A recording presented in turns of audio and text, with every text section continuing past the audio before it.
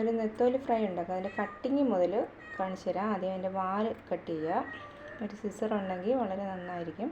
എന്നിട്ട് അതിൻ്റെ സൈഡ്, അതിൻ്റെ ഈ സൈഡ്, ഈ ഭാഗത്തു നിന്നാണ്ട് ഇതാ ഇങ്ങനെ കയറ്റി ഇങ്ങനെ ആക്കുക. ഇതാ ഇവിടെ നിന്നൊരു കട്ട്. ഇതിനകത്ത് എല്ലാം താണ്ട പോയി, ഇതിനകത്ത് ഒന്നുമില്ല. ഇതൊരു എളുപ്പ വഴിയാണ്. പിന്നെ അടുത്തതല്ലെങ്കിൽ നമ്മൾ തിരിച്ച് വെച്ചിട്ട് ഇതാ ഇവിടുന്ന് ഇങ്ങനെ ചെറുതായിട്ട് കട്ട് ചെയ്യുക.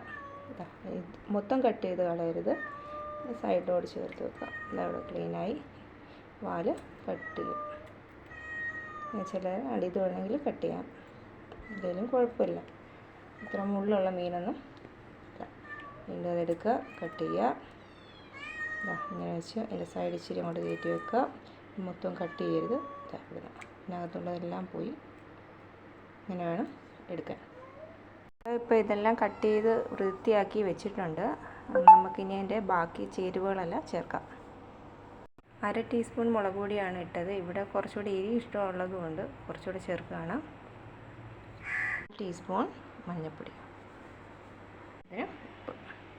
വെളിച്ചെണ്ണ ഉപയോഗിച്ചിട്ടാണ് അത് കുഴയ്ക്കുന്നത്. ഒരല്പം വെളിച്ചെണ്ണ നല്ലതായിട്ട് മിക്സ് ചെയ്യുക.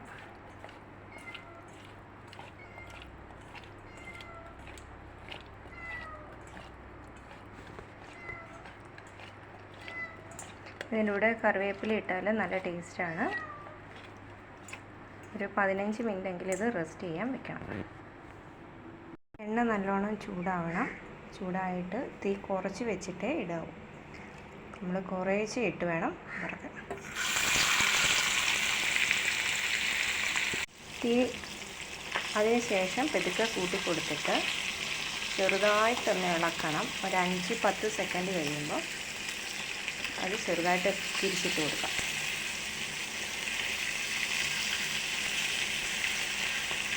എപ്പോഴും ഇട്ട് നെത്തോലി ഇളക്കരുത്, പൊട്ടിപ്പോവും.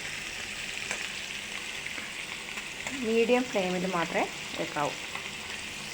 ഇത് കൂടെ ഒന്ന് മുരിഞ്ഞ് തുടങ്ങുമ്പോൾ അത് ചെറുതായിട്ട് പൊട്ടി തുടങ്ങും. ആ സമയമാകുമ്പോഴത്തേന് ഇങ്ങനെ ഇളക്കി ചെറുതായിട്ട് കൊടുക്കണം.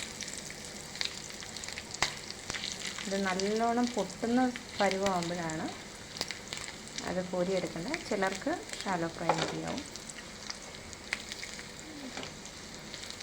ഇവിടെ പകുതിയായി വേവ്.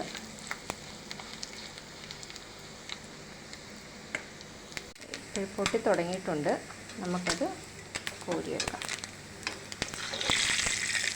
കോരിതാ ഇങ്ങനെ വെച്ച് കഴിഞ്ഞാൽ ആ എണ്ണയെല്ലാം കൃത്യമായിട്ട് വന്നു. എല്ലാവരും ട്രൈ ചെയ്ത് നോക്കണം. ഇഷ്ടപ്പെട്ടാൽ ലൈക്ക് ചെയ്യണം, സബ്സ്ക്രൈബ് ചെയ്യണം. Thank you.